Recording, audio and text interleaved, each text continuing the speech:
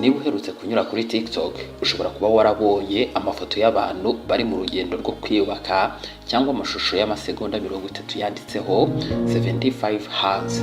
Uyu ni umwe mu mishinga ya siporo ndetse no kwiyubaka igenda ikundwa cyane na benshi ku mbuga nkoranyambaga. Ndabasuje kandi mbaye ikaze mu kiganiro cyacu Psychology for Better Life.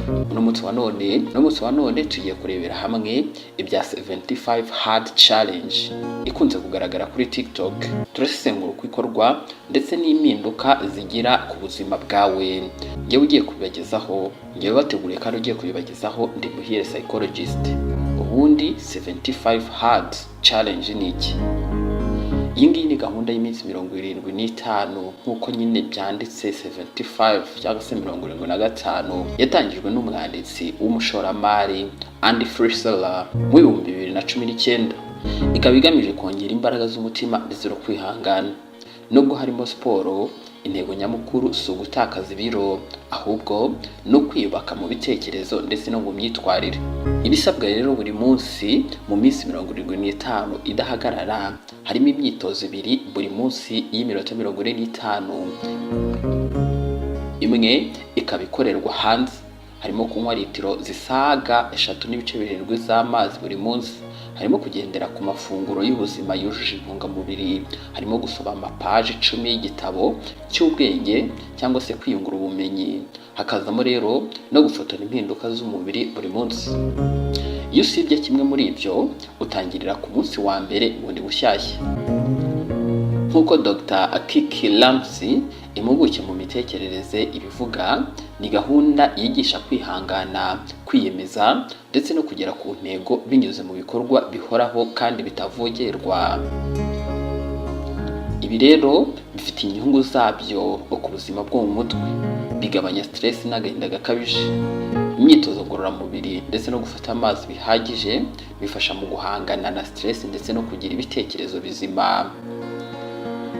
Ibi ngibi kandi byongera ubushake n'ubushobozi bwo kwibanda ku ntego.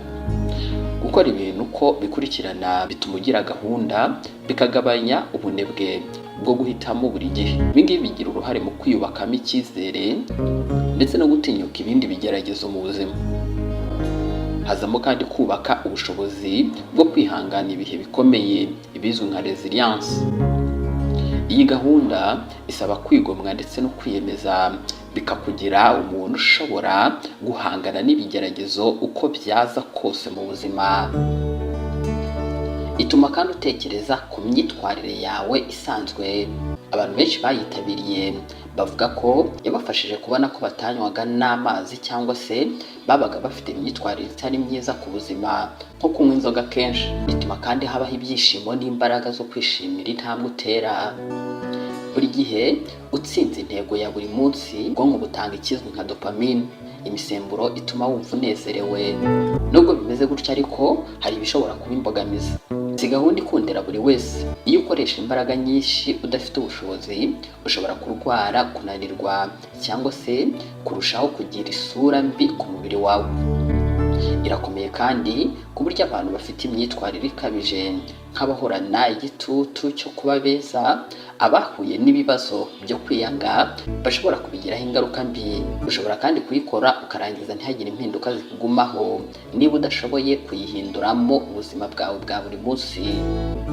Ushobora kwibaza, ese wowe irakubereye? Mbere yo gutangira ibaza ibi bibazo: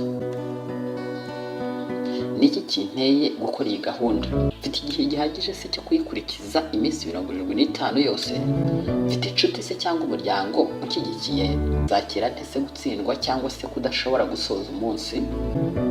Mbese sinabigeraho no mu buryo bworoheje kandi burambye?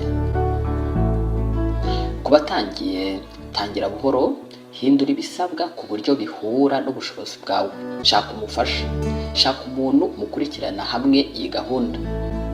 Tegura gahunda nabyo bizagufasha. Shaka uburyo bujyanye n'imibereho yawe bwo kurangiza ibyo usabwa buri munsi. Giha umwanya kuruhuka. Ntiwirengagize ko umubiri ukeneye kongera imbaraga. Ntukarebe kandi iminsi 75 yose icyarimwe. Bisaba kugerageza kubaho umunsi ku wundi. Ni ngombwa kandi ko wumvira umubiri wawe. Igihe wumva unaniwe cyangwa se nyine uhangayitse, fata umwanya wo kuruhuka bizagufasha. Ishimira urugendo aho kwita gusa ku musaruro. Umwanya wakoresha mu kwiyubaka ndetse no kwisobanukirwa ufite agaciro kuruta ishusho uzagira ku musozo.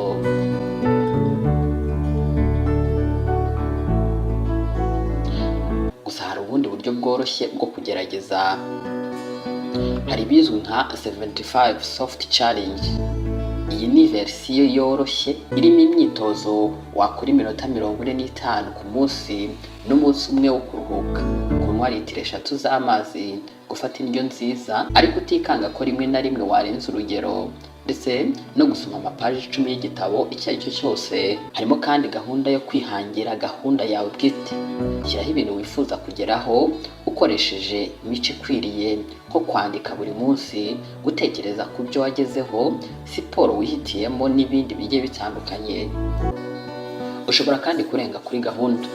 Umwanzuro ni uko intego burya atari ugukora 75 hard challenge ubwayo, ahubwo ari ukwiyubaka mu buryo burambye kandi bujyanye n'aho uri mu buzima. Ngayo nguko rero iby'iyi gahunda ya 75 hard challenge, uzayigerageze ubundi bizagufasha kubaho neza. Niba wadukunze kora like, kuri subscribe kandi niba utarayikora kuri iyi channel kugira ngo tujye tubana mu biganiro byose tugenda tubategurira.